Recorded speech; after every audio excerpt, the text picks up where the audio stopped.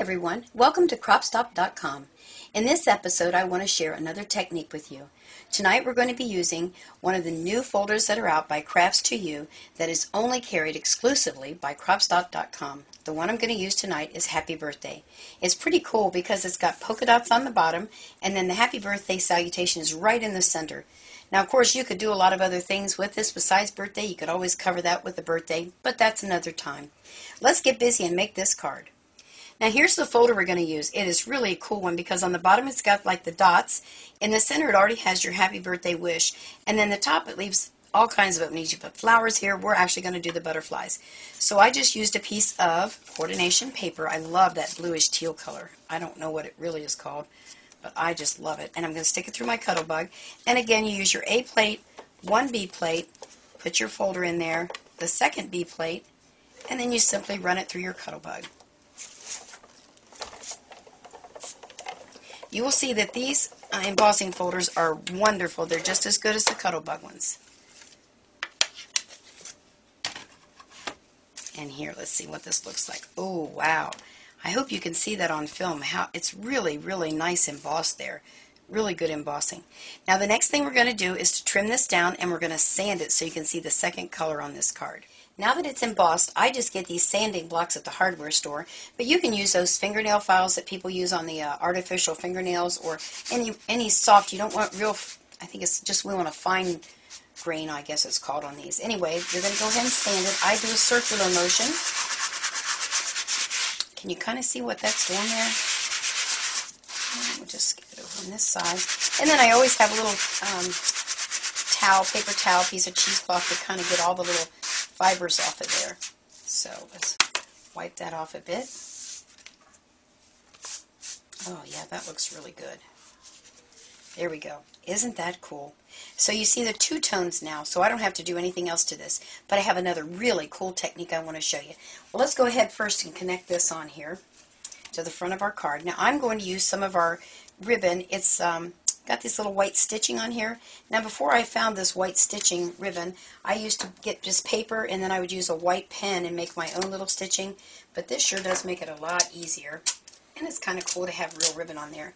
Now this is Peggy's little cheater method. I think a lot of people do this to try and get more use, well, not more use, but you go further with your ribbon by cutting it and not using so much. I just put a little piece of tape on the back. And make sure I got it good and straight there. There we go. That looks pretty good there. Then I take a little hunk and I just stick it over on the side and I tie myself a little knot. It's kind of sliding away from me there a little bit. Now if you wanted to, you could put a little bit of adhesive underneath that ribbon to hold it in place so it doesn't move, and actually I think we'll be okay without it. Then I'm going to use my tonic scissors. These are really good scissors. They cut through anything. There we go. And then we're just going to adhere that to our cardstock. Now I'm just using your basic craft cardstock for the backing. And then I'm going to use the glue glider. I'm always saying guider. I don't know why I like to say guider, but I do. And this is a permatack. There are several different kinds. There's little squares. There's the repositional. Now I use the repositional when I'm doing scrapbooking, only because I'm trying to figure out exactly where I want my pictures or my embellishments, so it's easier to move that way.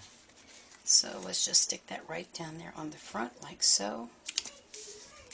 And there we go. So there's that part. Let's set this aside and I want to show you the next technique. Now this is another product that we're going to use by Tattered Angels called Glimmer Mist. This is really cool. You can do all kinds of really nice things, and there's other videos on Cropstop that you can check out. This particular one, we're going to use it so that we can make an embellishment. Right on the front of your bottle it tells you shake well. Now the reason you do that is because all the little particles down here are going to hang on the bottom, and you want those to be throughout. So just give it a good shake or two. And I'm going to use a piece of printed paper and my handy dandy tray here that I use a lot, and I'm just going to spritz all over this. And I don't know where this paper's from. You can put a little bit or you can put a lot. I kind of use a lot.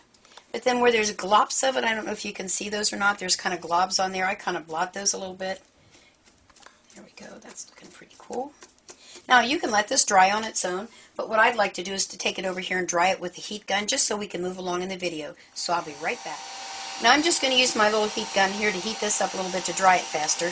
And I don't know if you notice this little thing on the bottom. It's just a craft mat that kind of protects my table. We're going to dry that up. Actually, that feels pretty dry already. So I think we're ready to go.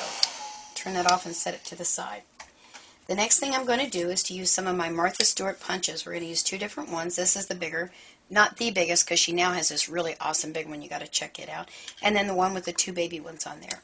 So I'm going to need two of the big ones. Oh, almost flew right off the table.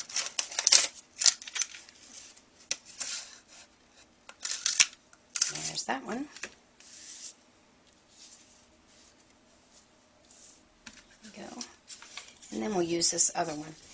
Now, if you're wondering why I have that purple tape on, it's because when I go to a class, I want to make sure that I remember which one's mine, which products are mine, so I kind of always use my purple tape just to kind of identify them.